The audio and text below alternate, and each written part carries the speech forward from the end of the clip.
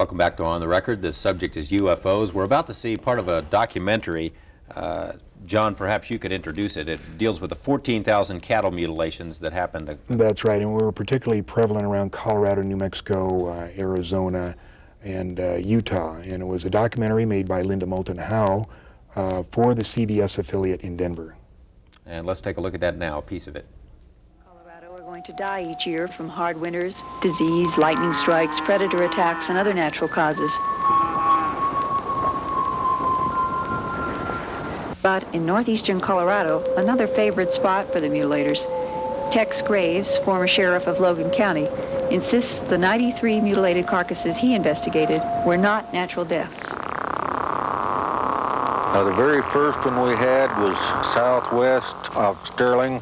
When we first looked at it, it was just unbelievable that you could take an animal and do this too without leaving some kind of track, some kind of evidence behind, such as cigarette butts, matches, handprints, footprints, but there was nothing. The animal looked almost horrible, and it was something that I didn't really want to believe then. And there was, we probably had 5 or 6 others before I really did believe something strange was going on. We had one up north where we believe the animal was paralyzed and was alive when it was being mutilated. An eye and an ear, the tongue, the rectal area was taken out, but the animal dug a hole with its head, but none of the other parts of the body moved, not even the legs. 6 north of town on a very hard pasture, almost like hard brick. We found tripod marks 12 inches across. The tripod marks were 14 feet apart. We found one set that had gone in the ground roughly 8 inches.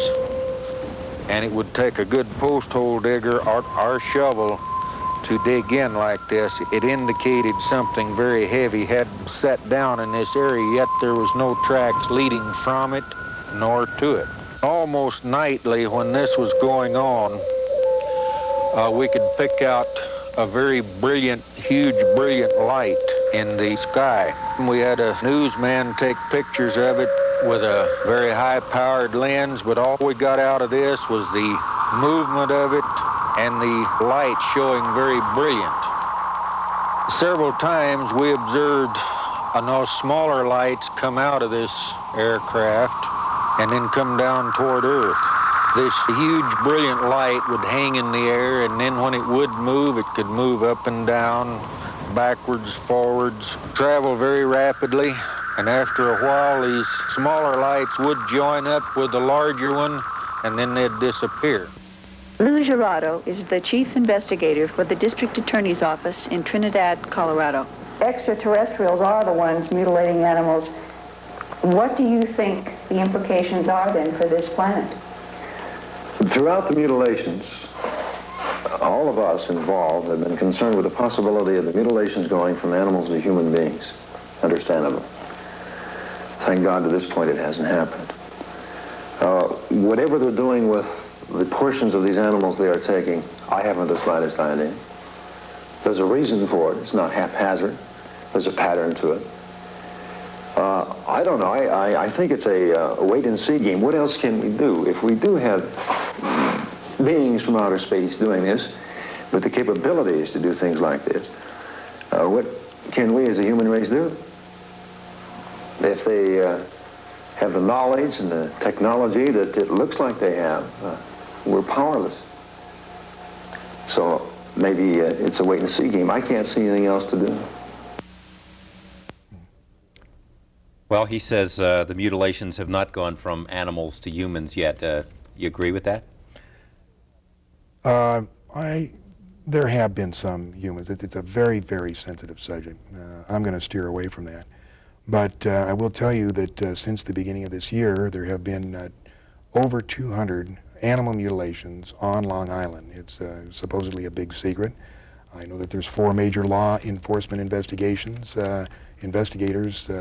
working in plain clothes. On Long Island, New York? Yeah, Long Island, New York. We have an investigator working with us who's sending us videotape and keeping us informed of what's going on. So it still is a problem. And you say it's food. That's what they're doing. Well, food or genetic experiments, take your choice.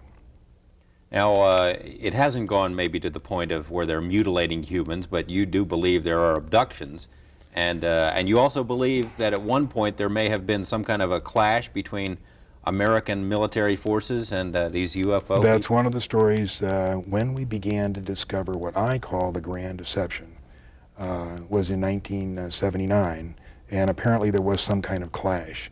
1983 is the date that I call that we finally recognized that we had made a disastrous mistake.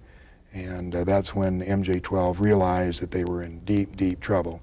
They had made a deal with these people, and it had not worked out, and now the question was what to do.